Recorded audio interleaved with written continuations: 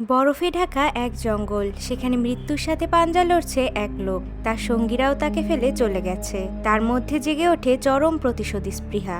বলতে চলেছি এমন একটি গল্প যেখানে একটি মানুষ দিনের পর দিন মৃত্যুর সাথে লড়াই করে যায়, এমনকি তাকে জ্যান্ত কবর দেওয়া হয়। অবশেষে কি হয়েছিল? সে কি বেঁচে ফিরতে পেরেছিল, নাকি জঙ্গলেই পচে গলে মরে গিয়েছিল? চলুন জেনে নেওয়া যাক। আসসালামু আলাইকুম, ওয়েলকাম টু সিনেস্ক্রাইব বাংলা। আজকে যে সিনেমাটি এক্সপ্লেন করব সেটির নাম হচ্ছে দ্য রেভেন্যান্ট। এটি লিওনার্দো ডিক্যাপ্রিও অভিনীত 3টি অস্কার প্রাপ্ত একটি সিনেমা।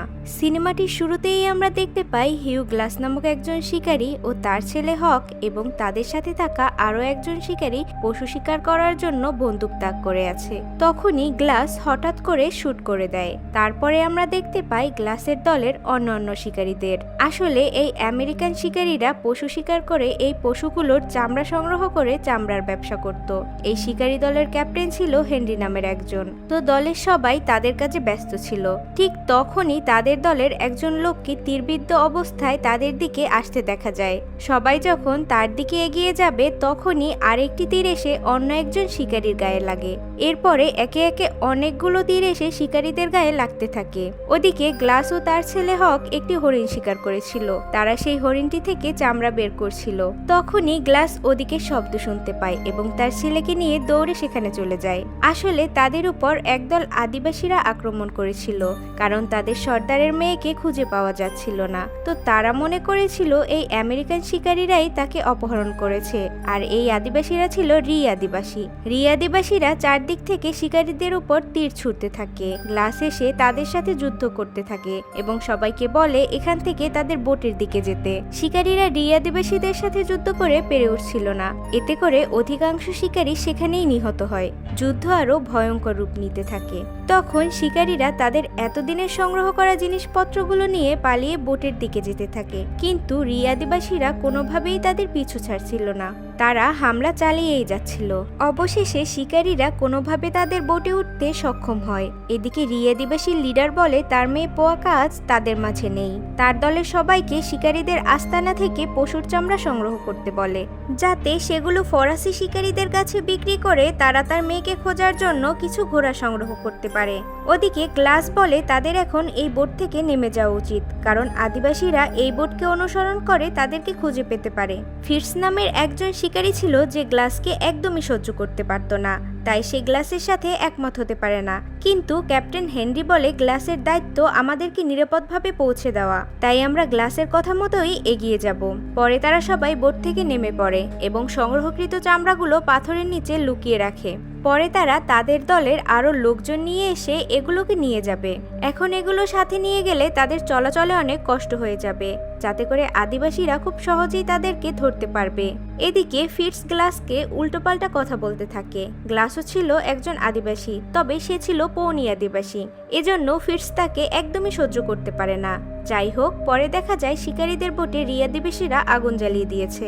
তারা বলাবলি করছিল আমাদের মেয়ে পোয়াকা এখানে নেই, হয়তো তারা পোয়াকাকে অন্য কোথাও নিয়ে গেছে।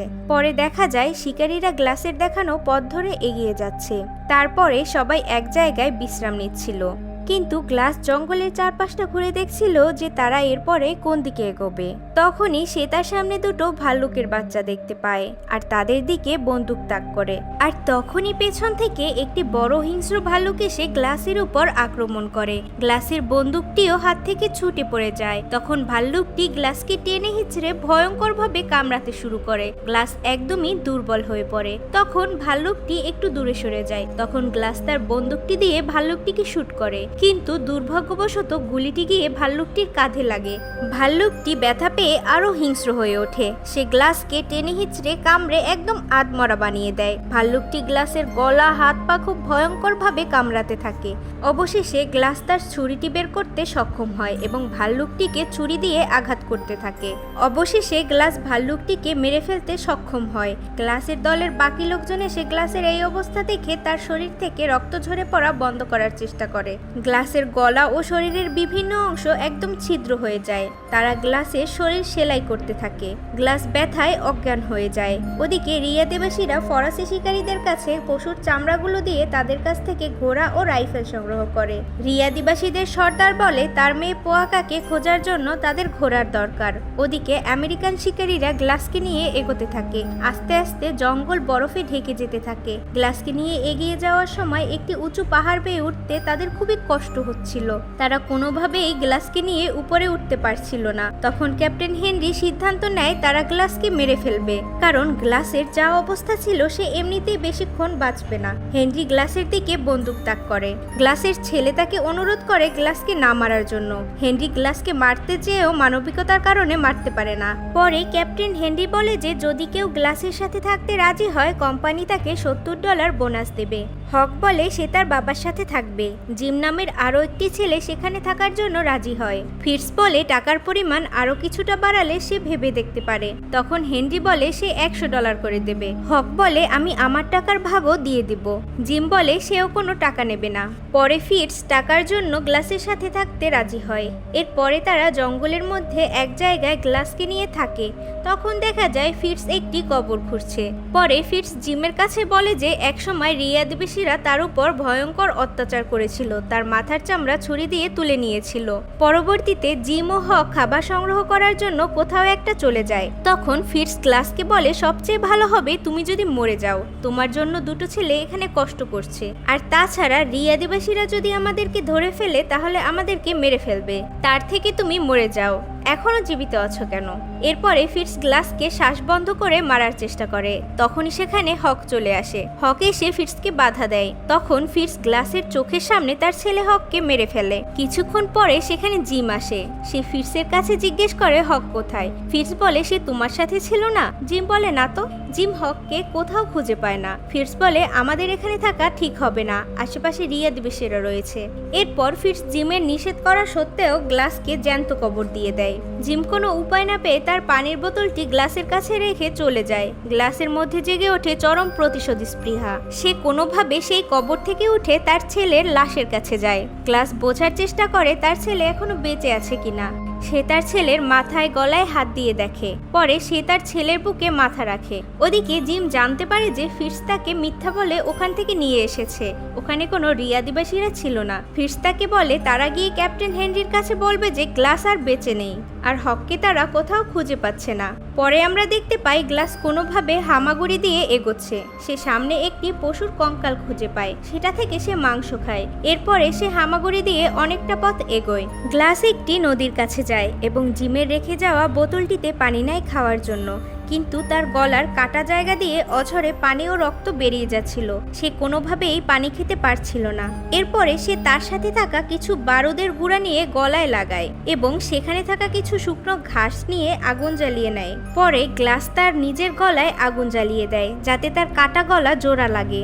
সে অসহ্যকর ব্যথায় সেখানেই অজ্ঞান হয়ে যায়। গ্লাস ওই নদীর ধারেই পাথরের নিচে আগুন জ্বালিয়ে আশ্রয় নেয়। সে এখন লাঠি ভর করে হাঁটার চেষ্টা করে, কিন্তু সে পড়ে যায়। ক্ষুধার যন্ত্রণায় সে ঘাস লতা পাতা যা পায় তাই খেয়ে নেয়। কিছুক্ষণ পরেই দেখা যায় রিয়া দিবাসীরা ওই নদীর আশেপাশে চলে এসেছে। তারা চারদিকে তাদের মেয়ে পোয়াকাকে খোঁজাখুঁজি করছে। গ্লাস তাদের হাত থেকে বাঁচতে পাথরের নিচে আশ্রয় নেয়। তাতেও কাজ হচ্ছিল না, তাই সে শীতল নদীতে নেমে পড়ে। কিন্তু রিয়া দিবাসীরা গ্লাসকে দেখে ফেলে। তারা গ্লাসের দিকে তীর ছুটতে থাকে। সে কোনোভাবে পানিতে ডুব দিয়ে স্রোতের সাথে ভেসে যায়। ভীষণ স্রোতে গ্লাসের খুবই কষ্ট হচ্ছিল। স্রোত তাকে অনেক দূরে নিয়ে যায়। সে গিয়ে একটি গাছের গুঁড়ি পায় এবং সেটা ধরে স্রোতের সাথে এগোতে থাকে। এক পর্যায়ে তীরে এসে পৌঁছায়, কিন্তু সে ঠান্ডায় একদম জমে যাচ্ছিল। তারপর সে আগুন জ্বালিয়ে নদীর পাড়ে থাকে এবং নদী থেকে একটা মাছ ধরে কাঁচাই খেয়ে ফেলে। গ্লাস এখন লাঠিতে ভর করে হাঁটতে পারে। সে হেঁটে হেঁটে একটা উঁচু জায়গায় ওঠে। রাতের বেলা দেখতে পায় সেখানে কেউ একজন আগুন জ্বালিয়েছে। গ্লাস সেখানে গেলে লোকটি তাকে মারতে চায়, কিন্তু গ্লাস তখন হাঁটু গেড়ে মাটিতে বসে পড়ে। সে লোকটাকে বোঝানোর চেষ্টা করে যে সে তার কোনো ক্ষতি করবে না। সে ক্ষুধার্ত, সে তার কাছে খাবার চায়। লোকটি একটা বুনো মহিষ কেটে তার মাংস খাচ্ছিল। লোকটি গ্লাসকে এক টুকরো মাংস খেতে দেয়। গ্লাস সেটি খেতে শুরু করে। সকালবেলা লোকটি গ্লাসের গায়ে ক্ষতচিহ্ন দেখতে পায়। সে জিজ্ঞেস করে, তোমার কি হয়েছে? তখন গ্লাস তাকে কোনোভাবে বোঝায় যে একটা ভাল্লুক দ্বারা সে আহত হয়েছে। তার লোকেরাও তাকে ছেড়ে চলে গেছে, তার ছেলেকেও মেরে ফেলেছে। তখন লোকটা বলে সেও তার পরিবারকে হারিয়েছে, সেও পৌনি আদিবাসী ছিল। সে বলে যে আমি প্রতিশোধ নিতে চাই। লোকটি আবার একা একাই বলে যে প্রতিশোধের জন্য তো সৃষ্টিকর্তা আছেন। পরে সে ঘোড়ায় করে গ্লাসকে তার সাথে নিয়ে যায়। এরপরে দেখা যায় ফিটস ও জিম তাদের গন্তব্যে পৌঁছায়। ফিটস ক্যাপ্টেন হেনরিকে জানায় যে গ্লাস মারা গিয়েছে। তারা গ্লাসকে দাফন করে তারপর এসেছে এবং হককে তারা হারিয়ে ফেলেছে। তারপর হেনরি তাকে তার বোনাস টাকা দিয়ে দেয়, জিমকেও দেয়, কিন্তু জিম কিছু না বলেই সেখান থেকে চলে যায়। ওদিকে গ্লাসের সাথে সেই লোকটির ভালো একটা সম্পর্ক তৈরি হয়, কিন্তু কিছুক্ষণের মধ্যেই ভয়ঙ্কর তুষার বৃষ্টি শুরু হয়। তখন লোকটি কোনোভাবে আগুন জ্বালিয়ে গ্লাসের থাকার জন্য ডালপালা দিয়ে একটি ছোট থাকার জায়গা বানিয়ে দেয়। লোকটি গ্লাসের ভালোভাবেই যত্ন নিচ্ছিল, তো গ্লাস ঘুমিয়ে পড়ে। সকালে ঘুম থেকে উঠে সে লোকটিকে দেখতে না পেয়ে তাকে খুঁজতে শুরু করে এবং কিছু দূর গিয়ে দেখতে পায় তার গলায় ফাঁসি দিয়ে কেউ তাকে গাছের সাথে ঝুলিয়ে রেখেছে। এরপর আরেকটু সামনেই দেখতে পায় অন্য একদল ফরাসি শিকারীরা সেখানে আস্তানা করেছে। আসলে এই শিকারীরাই রি আদিবাসী সর্দারের মেয়ে পোয়াকাকে অপহরণ করেছে। তাদের মধ্যে এক লোক পোয়াকার সাথে খারাপ কাজ করছিল। তখন গ্লাস পিছন থেকে সেই লোকটিকে ঝাপটে ধরে আর পোয়াকা শয়তান লোকটির যৌনাঙ্গ কেটে দেয়। তখন বাকি শিকারীগুলো চলে আসে এবং গ্লাস তাদেরকে শুট করে পালিয়ে যায়। ওদিকে পোয়াকাও পালিয়ে যায়। গ্লাস পালিয়ে গিয়ে এক জায়গায় বিশ্রাম করছিল। তখন সেখানে রি আদিবাসীরা চলে আসে এবং তার উপর আক্রমণ করে। গ্লাস তাদেরকে শুট করে সেখান থেকে ঘোড়া নিয়ে দৌড়াতে থাকে। রি আদিবাসীরাও তাকে তাড়া করতে থাকে। শেষমেশ সে উঁচু জায়গা থেকে একদম নিচে পড়ে যায়। অত উঁচু জায়গা থেকে পড়ে গিয়েও গ্লাস বেঁচে থাকে, কিন্তু তার ঘোড়াটি সেখানেই মারা যায়। তখন প্রচণ্ড তুষার বৃষ্টি শুরু হয়। ঠান্ডা থেকে বাঁচার জন্য গ্লাস ঘোড়াটি কেটে তার মধ্যে নাড়িভুড়ি বের করে সে ঘোড়াটির মধ্যে ঢুকে পড়ে একটু উষ্ণতা পাওয়ার জন্য। তো পরের দিন সে ঘোড়ার শরীর থেকে বের হয়ে সামনে এগোতে থাকে। ওদিকে একজন ফরাসি শিকারী আমেরিকান শিকারীদের আস্তানায় সাহায্য চাইতে আসে এবং সেখানে গিয়ে বলে তার দলের এক লোককে একজন মেরে ফেলে। পরে বাকিদেরকে রি আদিবাসীরা মেরে ফেলে। সে একাই বেঁচে আছে। আর যে লোকটা প্রথম লোকটিকে মেরে ফেলেছিল সে তার পানির বোতল সেখানে ফেলে আসে। তখন আমরা দেখতে পাই এটা সেই পানির বোতল যেটা জিম গ্লাসের কবরের উপরে রেখে এসেছিল। তারা যেহেতু জানতো যে গ্লাস বেঁচে নেই, তাই তারা মনে করে হয়তো হক বেঁচে আছে। তাই তারা ওই লোকের কাছে লোকেশন জেনে হককে খুঁজতে চলে যায়। হককে খুঁজতে গিয়ে গ্লাসকে খুঁজে পায় এবং অবাক হয়ে যায়। হেনরি রেগেমেগে আস্তানায় ফিরে যায় ফিটসকে খুঁজতে, কারণ সে মিথ্যা বলেছিল। কিন্তু সে গিয়ে দেখতে পায় হেনরি টাকা পয়সা চুরি করে পালিয়ে গেছে। এরপর হেনরি গিয়ে জিমের উপর আক্রমণ করে যে জিম মিথ্যা বলেছে। পরে জিমকে জেলে পাঠানো হয়, গ্লাসের চিকিৎসা করা হয়। হেনরি গ্লাসের সাথে দেখা করতে যায়। তখন গ্লাস বলে জিমের দোষ নেই, ফিটস ওকে মিথ্যা বলেছে। ফিটস তার ছেলে হককেও মেরে ফেলেছে।